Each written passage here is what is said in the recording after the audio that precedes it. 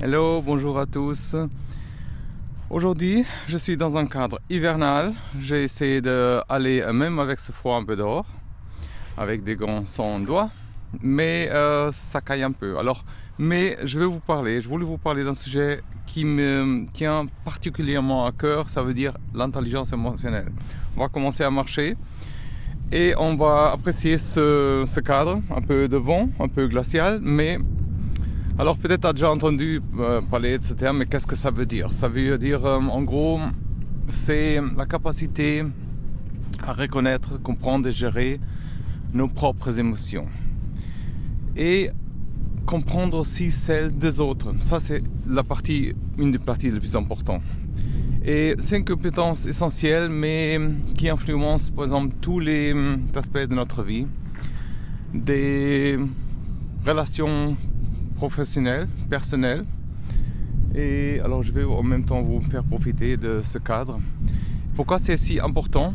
Parce que nos émotions jouent un rôle important, comme on sait, hein, dans nos décisions, bien-être en général, de manière d'intervenir par exemple avec le monde en général. Et ça c'est un problème aujourd'hui. Les gens ils ont la peine à se mettre dans la position des autres, et voilà. Mais si on développe notre intelligence émotionnelle, on peut améliorer notre communication, c'est ça qui manque justement, renforcer les relations aussi, réduire le stress et même augmenter notre satisfaction personnelle. Ça veut dire dans cette vidéo je vais vous guider, à part ce cadre, dans comment développer notre intelligence émotionnelle et en parlant comment reconnaître nos émotions, les gérer efficacement. Alors si vous êtes prête à transformer votre vie, parce que ça va transformer une fois qu'on connaît pourquoi, on va voir ça ensemble. Alors pourquoi développer notre intelligence émotionnelle? C'est si important, c'est essentiel même. Parce que déjà, ça améliore nos relations interpersonnelles. Ça veut dire, ça permet de mieux comprendre les émotions des autres, ce qui améliore nos relations. Par exemple, avec la famille, avec les amis, les collègues, ou même à l'école. Plus empathique et plus, on est plus capable de résoudre de manière constructive les choses. Et aussi un point qui est super important aujourd'hui avec tout ce qui se passe autour et avec la vitesse, qu'on doit filtrer les informations, c'est gérer le stress et les émotions négatives. Parce qu'on est bombardé souvent avec beaucoup de choses négatives. Et si on apprend à reconnaître et à gérer nos émotions, on peut réduire ce stress. Ça veut dire éviter de se laisser submerger par des sentiments négatifs, comme la colère, la frustration, l'anxiété. Et ça nous aide à rester calme et serein, même parfois quand les choses sont difficiles. En même temps, c'est clair, ça nous fait prendre de meilleures décisions. Ça veut dire nos émotions influencent nos décisions. Ça veut dire si on développe notre intelligence émotionnelle, on peut prendre des décisions qui sont, comment dire, moins impulsives. Et tient plus en compte à la fois certaines logiques et surtout les sentiments. Ça c'est important. Et aussi, ça c'est le quatrième point, ça renforce la confiance en soi. Si on comprend et on arrive à gérer nos émotions, ça renforce notre confiance et on est plus sûr de nos capacités. Ça veut dire à faire face par exemple aux défis, et à nous adapter au changement qu'il y a tout le temps, quoi. Cinquième point, ça favorise aussi la croissance personnelle en général. Ça veut dire l'intelligence émotionnelle est vraiment comme genre un pilier de la croissance personnelle.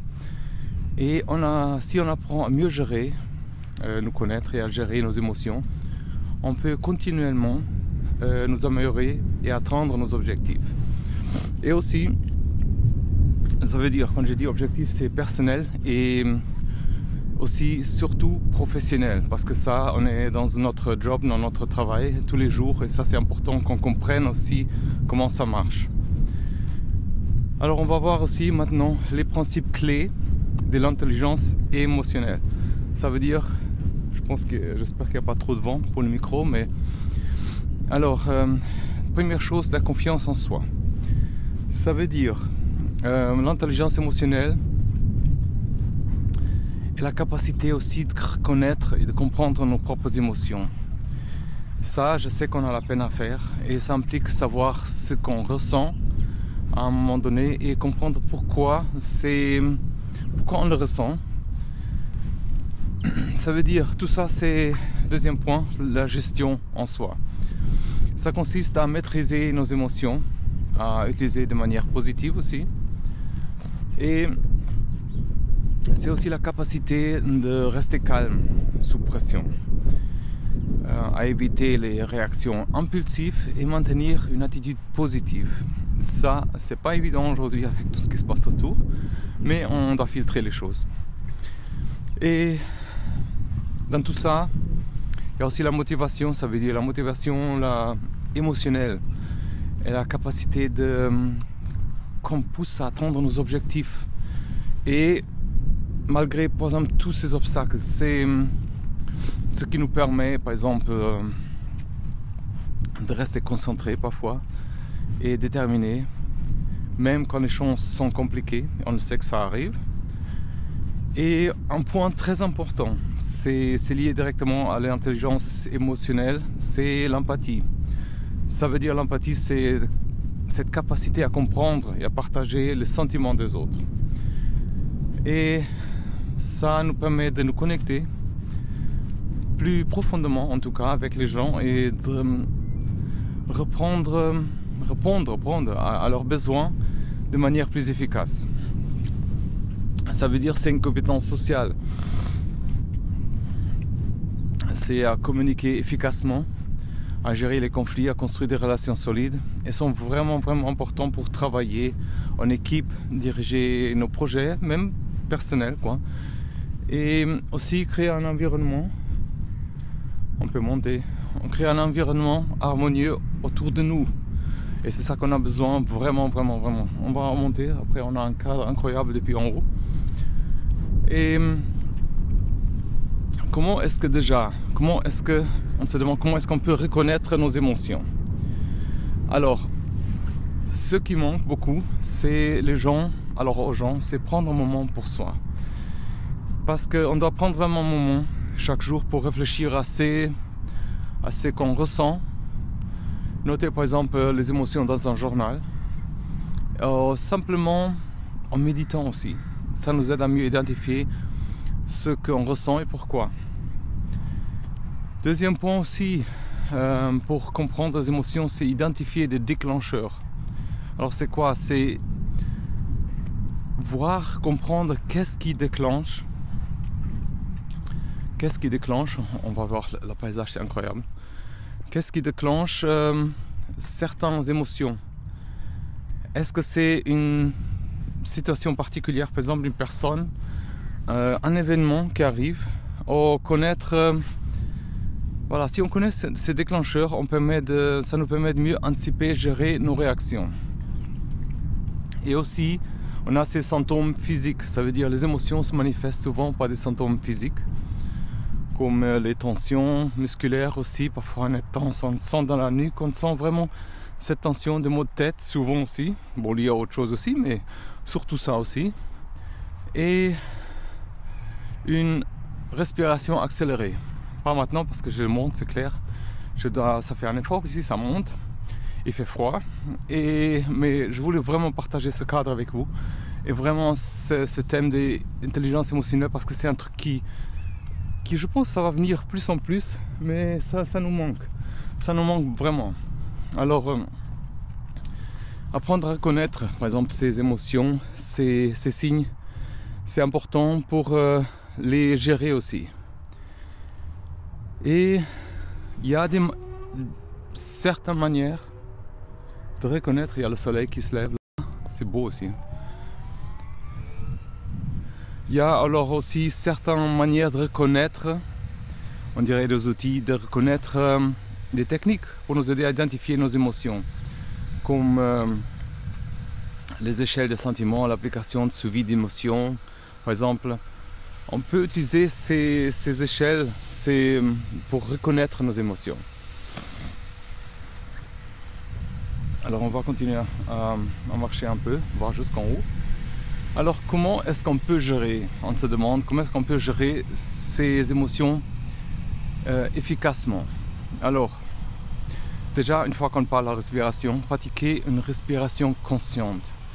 Souvent, on est vraiment inconscient de la manière comment on respire. Et c'est une technique simple mais puissante pour gérer le stress. Ça veut dire, prenez quelques minutes pour respirer et rentrer dans ce rythme, concentrant sur le souffle. Ça nous aide à nous recentrer, à calmer notre esprit parfois. Et ça veut dire qu'on peut utiliser aussi la méditation. Et lié à la respiration, il y a aussi la pleine conscience. Ça veut dire la méditation, la pleine conscience, c'est rester dans le présent, sans réfléchir au futur ni autre chose, rester dans le présent. Et on développe avec ça une plus grande stabilité émotionnelle. Parce qu'on n'est pas dévié avec des autres choses, on se concentre vraiment sur le présent et on ne se stresse pas, qu'est-ce qui va arriver. Je pense que je vais marcher par là, c'est beau. Hein, ouais, il y a des animaux là-bas. Alors, comment est-ce qu'on peut faire aussi? On doit rechercher les solutions plutôt que ruminer, ça me rappelle les animaux. Ruminer. Alors ça veut dire, quand on est confronté à une émotion négative, on va essayer de rechercher les solutions. Ça veut dire, ça aide à passer à l'action et trouver des moyens constructifs surtout à gérer ces situations. Et avec tout ça, on doit aussi exprimer nos émotions d'une manière saine. Vous voyez des biches là tout au fond? Attends. Là, ils sont là. Ils sont un peu à l'habitude aux gens, mais ça veut dire il faut exprimer ses émotions. Bon, ils vont nous voir de toute façon. De manière saine, que ce soit par exemple en parlant en ami, en écrivant dans un journal, mais aussi être créatif, ça exprime nos émotions. Ça nous permet de libérer nos émotions sans les réprimer ou laisser les accumuler. Aussi dans tout ça, pratiquer la gratitude. On peut être vraiment comment ça s'appelle? C'est une bonne manière, une bonne façon de gérer les émotions. Soit positif, soit négatif aussi.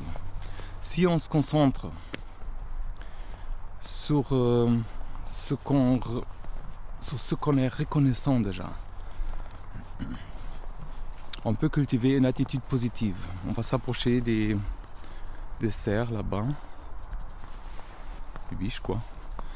Et alors on va voir quelques exercices. Comment est-ce qu'on peut développer notre intelligence émotionnelle déjà. Comme je disais avant, on peut tenir par exemple un journal émotionnel. Ça veut dire chaque jour, on va écrire qu'est-ce qu'on ressent et pourquoi. Ça nous aide à mieux comprendre nos émotions, à identifier des schémas, par exemple, qui arrivent, ces déclencheurs, comme on dit, et pratiquer l'écoute active. Ça veut dire, lorsqu'on parle avec quelqu'un, avec des autres, concentrez-vous pleinement sur ce que l'autre personne dit, sans interrompre et sans juger. Ça, je suis le premier coupable, c'est pas évident de le faire. Et ça améliore nos compétences et aussi nos relations. Alors, ils sont en train de nous laisser approcher un peu.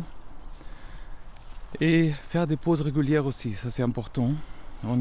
Ça nous permet tout au long de la journée de se recentrer un peu, évaluer nos émotions.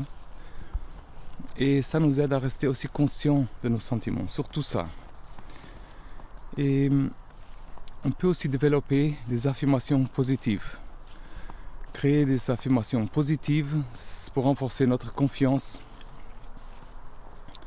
notre état d'esprit. Par exemple, on peut se dire « Je suis capable de gérer mes émotions » ou « Je suis en paix avec moi-même ». Vous voyez, ça se ressent. Les biches, ils sont tous là, ils nous regardent, mais ils sentent qu'il n'y a pas de danger immédiat. Ça veut dire, je pense, qu'on est positif là. Et apprendre de nos expériences, ça veut dire aussi, c'est notre manière, c'est de réfléchir par exemple et apprendre de nos émotions. Qu'est-ce qu'on peut améliorer la prochaine fois?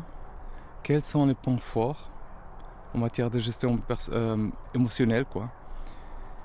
Alors, avec tout ça, quels sont les bénéfices? Vraiment, quels sont concrètement les bénéfices de développer notre intelligence émotionnelle? On a des meilleures relations personnelles et professionnelles. Ça veut dire, si on comprend et on gère nos émotions, on peut améliorer nos interactions avec les autres. Là, ils vont gentiment partir. Voilà, je vais zoomer autrement. Ça tremble beaucoup. Et ça veut dire on améliore les interactions et ça renforce nos relations personnelles et professionnelles. Deuxième point aussi, on a une réduction du stress et de l'anxiété. Ça, on a tous besoin aujourd'hui. Une meilleure gestion de nos émotions conduit à une réduction du stress, de l'anxiété aussi. Et ça permet de vivre de manière plus sereine, plus équilibrée, quoi. Et ça augmente aussi la résilience. J'ai une autre vidéo qui est sur la résilience. Ça développe ça veut dire développer notre intelligence émotionnelle. Ça nous rend plus résilients face aux défis et aux obstacles qu'on rencontre. Ça veut dire on est mieux équipé pour faire face aux situations difficiles avec calme, c'est pas évident, et assurance. Et quatrième point, on a une meilleure prise de décision. On voit autour de nous, il y a un paysage, mais après je vais filmer autrement. Ça veut dire, si on comprend mieux nos émotions, on peut prendre des décisions plus éclaircies et moins impulsives. Ça veut dire, ça renforce notre confiance et ça permet de nous sentir plus sûrs dans nos actions, dans nos choix. Ça veut dire qu'on a une certaine croissance personnelle en continu. Et ça veut dire, ça nous aide à améliorer constamment et atteindre aussi nos objectifs de vie avec plus de facilité. On va parler aussi maintenant des conseils pour maintenir et développer notre intelligence émotionnelle à long terme.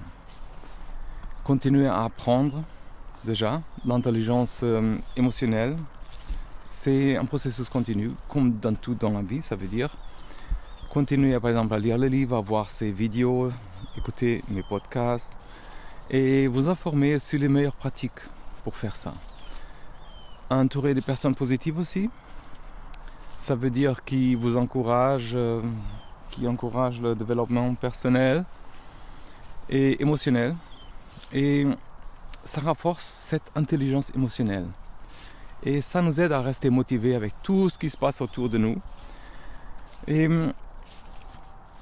comme tout, pratiquer régulièrement, ça veut dire intégrer des exercices émotionnels, des règles comme ça, dans votre routine quotidienne pour continuer à progresser.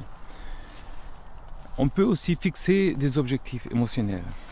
Ça veut dire définir des objectifs pour développer votre intelligence émotionnelle. Par exemple, vous pouvez fixer des objectifs de mieux gérer votre colère, vos sentiments négatifs et pratiquer cette empathie envers les autres.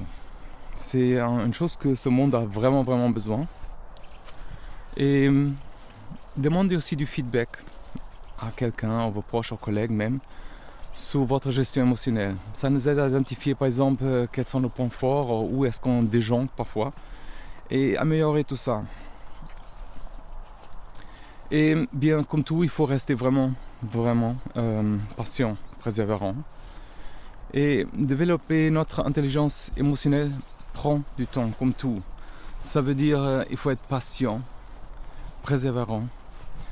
Il faut se rappeler que chaque petit pas, comme je donne ici, ça nous approche dans notre parcours de croissance, ça veut dire. Alors pour résumer tout ça, avant qu'on arrive là-bas, je vous montre un cadre incroyable. Pour développer notre intelligence émotionnelle, c'est vraiment une manière essentielle pour améliorer notre bien-être, nos relations et vraiment en réussite en général, personnelle et professionnelle. Ça veut dire, on va résumer les points. Pourquoi c'est essentiel? Pourquoi c'est important? Parce que améliorer les relations, gestion du stress, meilleure prise de décision, ça renforce aussi la confiance en soi, la croissance personnelle en général. Ça veut dire les principes clés sont la conscience en soi, la gestion, la motivation, l'empathie qu'on a dit, et surtout les compétences sociales. Comment est-ce qu'on peut reconnaître nos émotions?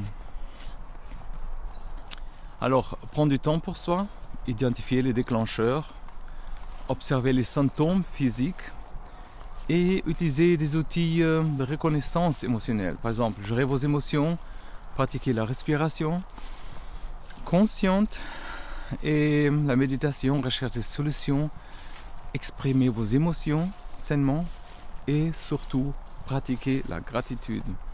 Par exemple, tenir un journal émotionnel, pratiquer la gratitude active, faire des pauses régulières, développer des affirmations positives et apprendre avec nos expériences. On ne va pas aller dans les champs qui sont semés, mais on va avancer un peu plus. Et quels sont les bénéfices qu'on a vus? On a meilleure relation, réduction du stress. On a aussi augmentation de la résilience, meilleure prise de décision. On renforce notre confiance en soi et on a cette croissance personnelle continue. Et pour maintenir ça à long terme, il faut continuer à apprendre, entourer des personnes positives qu'on a dit, pratiquer régulièrement, se fixer des objectifs émotionnels et rechercher du feedback. Rester persévérant, c'est ça que je cherche aussi. Laissez-moi un commentaire. Ça veut dire merci beaucoup d'avoir regardé cette vidéo et écouté dans le podcast.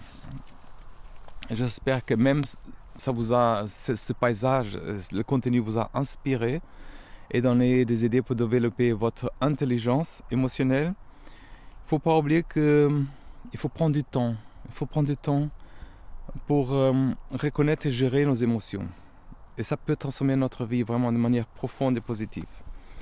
Si vous avez vraiment aimé ce contenu, pensez à me souscrire à cette chaîne YouTube pour ne manquer aucune de mes prochaines vidéos. Et pour aller plus loin, rejoignez mon bulletin hebdomadaire, ça veut dire où je partage des conseils exclusifs, des astuces pratiques, des ressources pour booster votre développement personnel et professionnel, et bien sûr votre intelligence émotionnelle au quotidien. Et alors, notre intelligence émotionnelle, c'est vraiment ce qu'on a de plus précieux qui peut nous épanouir et équilibrer. Commencez dès aujourd'hui à reconnaître, à gérer vos émotions et observez vraiment le changement que ça vous donne. Et merci pour votre soutien. À très bientôt pour les nouvelles aventures inspirantes. Ok? Bye bye.